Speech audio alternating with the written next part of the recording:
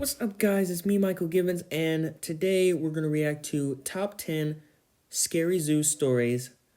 I wanted to keep the genre Halloween related while also keeping it animal related at the same time. So let's get in on it.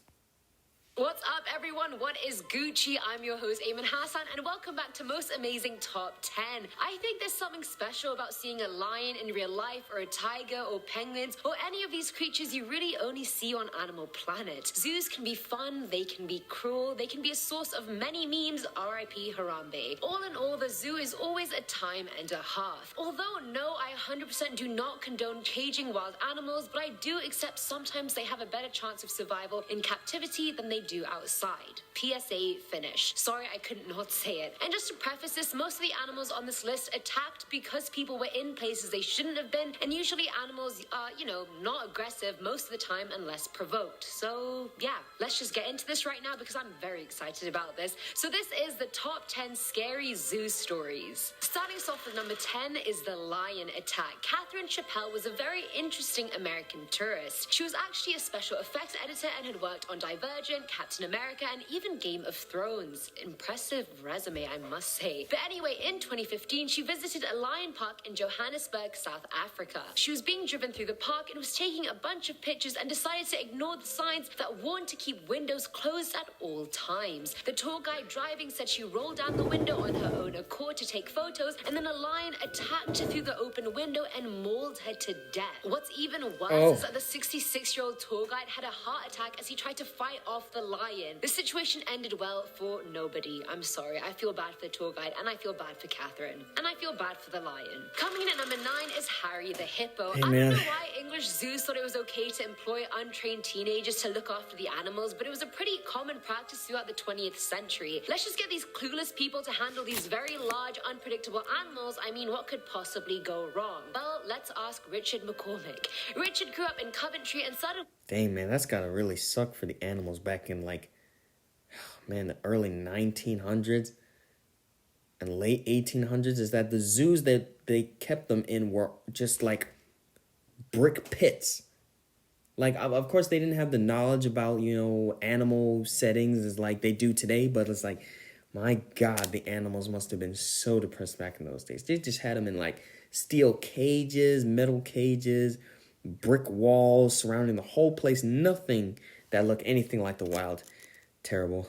Working at Whitley Zoo in 1966. He initially looked after the parrots, then it was the elephants, and then the bears, and finally it was Harry the hippo. One of the things he had to do was clean Harry's cage. One day he opened the door to his cage, but the safety barrier that usually came up was broken, and the door flew open and hit Harry up the bum. I don't know how it hit him up the bum. I thought maybe it hit him on the bum, but it hit him up the bum. Already we know this is going south very quickly. Harry grabbed Richard's head between his jaws and dragged him to the pool. He felt his ribs crack and he was terrified that he was about to die. His body was hanging from Harry's jaw and he had had his tusk removed a few weeks prior, otherwise that would have just gone straight through Richard. Thankfully, the head keeper heard Richard's screams and managed to hit Harry with an iron bar when he re-emerged from the water. Harry dropped Richard and he scrambled to safety, screaming and crying that his back was broken. In the end, his collarbone and ribs were broken and his liver had been punctured. Harry the hippo, you sound like a children's book character, but you turned out to be the complete opposite. At number 8 is the tuna explosion. Tuna That's explosion. A lovely seafood dish at a restaurant, and I guess the story sort of ends up that way a little bit, kind of, maybe. This one's from Reddit user Electoric Television, who used to work at an aquarium in New Jersey. They had a massive ocean tank filled with yellowfin tuna, and the tank was massive, 780,000 gallons of water, 70 by 70 foot wide from overhead. Like, it was huge. Now, yellowfin tuna are some of the fastest swimmers in the ocean. They can reach nearly 45 miles per hour underwater, which makes for very cool viewing when you watch a school of them zipping from one side of a tank to another. One day, the user was helping out at a dive show, and the amphitheater in front was filled with kids on a school trip eagerly watching the tuna. The school of tuna were making their way fast from one side to the other, and all of them made the turn at the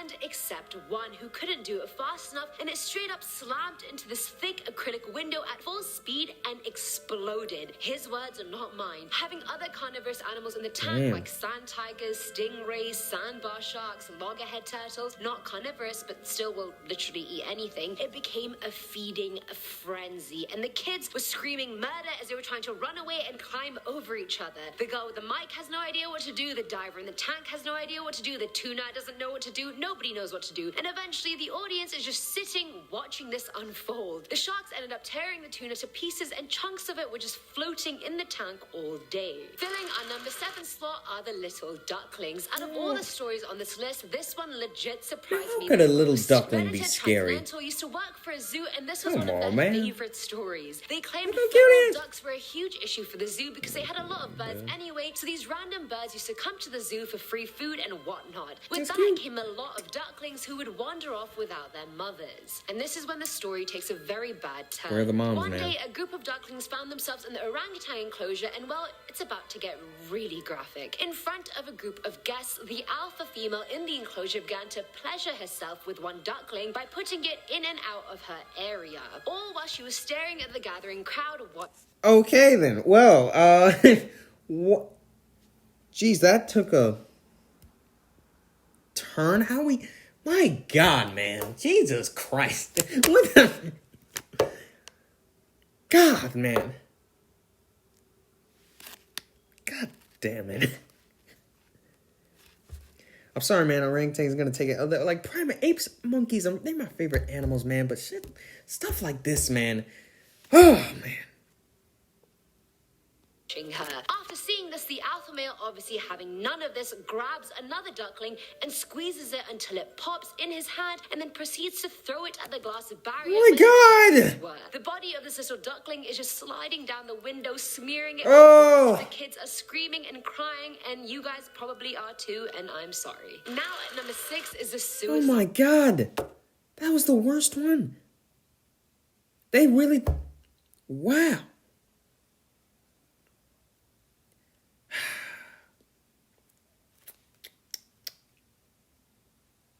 You know, I think Jane Goodall put it real best. I like some chimpanzees more than I like some humans, and I like some humans more than I like some chimps.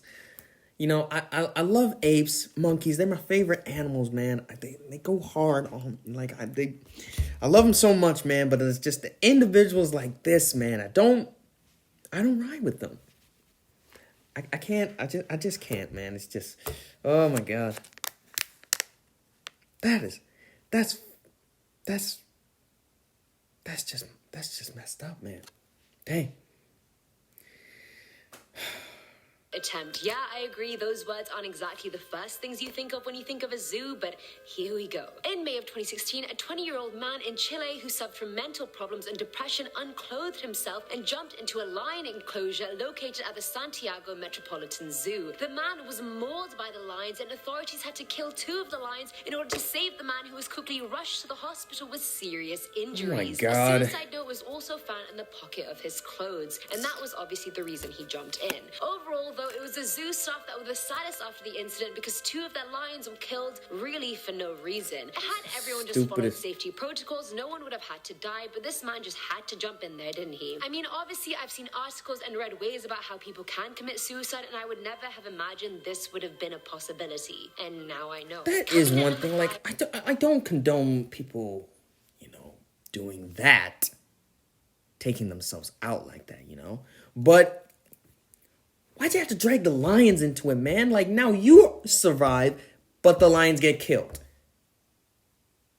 When the end goal was just for you to get killed by the said lions. And now they're dead and you're still alive. That's just like, oh my God, man. That's just pissing me off, man.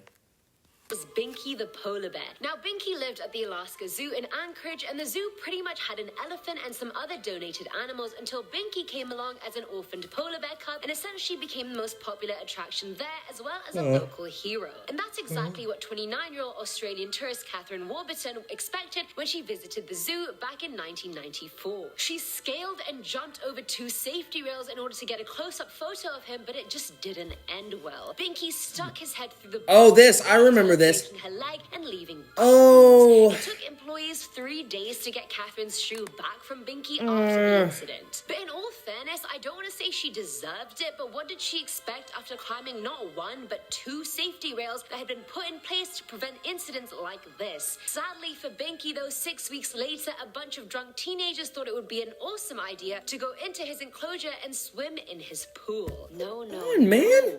One teen was hospitalized with leg lacerations after he was mauled. Again, I don't want to say they deserved it, but come on, how was that a good idea in any way, shape, or form? I know they're intoxicated, but I have like still, some at number security 4 guards are guarding the this place, man. Wolves. April 18th, 19... I remember that video where the lady got attacked by the polar bear. I think there was a video of it. And my God, geez, like, can you imagine like a polar bear, like the largest land carnivore, just chowing down on your leg like a ham sandwich? Like, my God, you know the pressure that they must have in that jaw, right? And it's just like, they use that full force, man, God. And some people can't even take getting bit by a bug. 1996, at the Halliburton Forest and Wildlife Reserve, newly hired caretaker of the wolves, Patricia Wyman, was found naked and dead inside the wolf enclosure. Suspects seemed to be 5 adult North American grey wolves. So what led to this gruesome attack? The wolves had grown up in captivity all their lives, but were not socialized to humans, so whenever caretakers used to enter their enclosure, they kept their distance. Patricia had been inside the enclosure twice beforehand. However, the day before the attack, she told her fiancé she was worried about the alpha male in there. The next day, she entered the enclosure by herself, and her body was found naked, covered in bite marks, and flesh had been ripped off from her extremities. The wolves growled at the officers when they entered the enclosure, which is a defensive behavior they do around food. The coroner ordered the wolves to be killed the next day and tested for rabies, which came back negative. But investigators just couldn't figure out why she would enter the enclosure alone despite her worries the previous day. One theory was she simply overcame her concern and went in. The wolves could have circled her, and she may have fallen over fallen trees and broken branches, and they just attacked her when she was down. Again, that's a lot of speculation and not a lot of fact, but humor me, folks. Filling our number 3 slot is the tapir. Now, I didn't know what a tapir was, so many of you may not either. Tapir is basically a big herbivore, and it sort of looks like a pig with a short nose trunk, but it's a lot bigger and its legs are a lot longer. I could go more in depth. I've seen one of these at the Bronx Zoo before, but I don't think they're dangerous. From what I've heard of them, which is little. But after the duck thing, man, anything could, anything could happen, man. About this, but I can be David Attenborough later on, so let's move on. On the morning of the 27th of November 1998, zookeeper Lisa Moorhead was feeding a tapir called Melody. All of a sudden, Melody bit her left arm, but Lisa wasn't going to go down without a fight. Okay. She fought back hard and suffered lacerations on her face, a punctured lung, and Melody ended up tearing her arm off from the mid-bicep area. Sadly, it was just too contaminated and mangled to be Wait. When I Googled it... Dang, how strong is the bite? What? Whipped her arm. Damn. Quite harmless, so I was just hella surprised when I read the story. Now at number 2 is Mina. Janet Coughlin worked at Seaburn Zoo when she was 13 years old. She initially used to work at the kiosk and chop fruit for people who wanted to feed the monkeys. She remembered the zoo saying it was a disaster and the animals were locked in small cages and they were just going insane. One day in 1978, she was asked to help clean out 13-month-old Mina's pit. Mina was a Bengal tigress, for the record. Janet had to hold the gate to the pit open while the zoo owner's wife brought out Mina, who had been locked up for God knows how long. God. She came out and reared up on her back legs and came down on Janet. The cub began to claw her face, and at the time she thought she wasn't going to get away, but thankfully she managed to. She was completely covered in blood. Mina had ripped open her face, and she had a huge wound from her right cheek to her jaw. According to Janet, it was over so quick she barely felt it. A paper cut had hurt her more in the past. All right, Janet, I can't really relate with you with that one. She ended up getting 250 stitches in her face, and it was swollen big time to the point all her food had to be liquidized just so she could eat it. She believes she survived because Mina only intended to play with her and not harm her, which I also believe. And finally, at that just goes to show you, man, how powerful these cats are when just they're not using their full force when they hurt you. Like, if a tiger can do all that to you and it's just play. Can you imagine if they just went intent to kill? Like, you'd be dead just like in the 3 seconds. You wouldn't even feel it, just like she said. It'd just be over just like that. They probably bite down on your throat, which is how most predators take down their prey, to cut off your airway. Oh my God. Ugh. Makes you wonder which way you want to die. That or just the tiger just mauling you just to death and you just bleeding out of pain. I'm guessing the first one, but still, I'd rather have neither. So from the name, you guys can guess this story didn't take place at a zoo, but at Terry Thompson's large private menagerie. Terry was a Vietnam vet who had been collecting exotic animals for years. But one day in October 2011, he freed dozens of his enclosed animals from his Ohio home. Oh no, not this guy. Oh, this is the guy? This is what he looks like? Oh, yeah. Yeah, this was very popular. I remember when this was on the news. This was a while back. I was sitting in this room right here, in this kitchen, really, and I saw it on TV, and yeah, he let loose a whole bunch of lions, tigers, bears, leopards, wolves, and a baboon, I think, and they basically had to shoot all of the animals, or at least most of the animals. I think a few they managed to capture alive. But yeah, that's just, my God, man. Like, so many, like, there was, like, I think, a dozen tigers he let loose. And knowing how endangered tigers are, that's a huge loss. All those animals did not have to die like that. Oh, my God, man. It's like, man, some people should not have these animals, man. A little while later, his neighbor called the police after seeing a lion and bear just walking outside his house. If I saw that outside, I'd do a double take and be like, where the hell am I? The police finally came to the site and saw Thompson's body being eaten by a white tiger. They stormed the home with rifles and freely just started hunting the animals. I mean, is that even legal, by the way? Like, I swear they can't just open fire on animals they just find. I don't know, I'm probably wrong, but still, I just feel like that's not moral. The policeman went on to say that tigers were the hardest to deal with because they kept ambushing them even after being shot. By the end of the whole ordeal, 18 tigers, 17 lions, 6 black bears, 3 mountain lions, 2 grizzly bears, 2 wolves, and 2 monkeys were all killed. That is a massacre if I ever heard of one. Yeah. And that wraps up today's video, guys. That was quite a gruesome list of events. Yeah, that was pretty gruesome. The duck one, that one was the worst one, in my opinion, which is saying a lot because I thought that was gonna be the least gruesome. But yeah, which one? And also, she said with the last one, the guy got eaten by a was it a lion? She said, or a tiger? I thought he shot himself. When I remember the news, they said that he shot himself after releasing the animals. Or is this another person that just... No, that can't be. There's no way that could be another person in Ohio around the same time who let loose those a large group of animals too. Otherwise, Ohio has really got problems, man.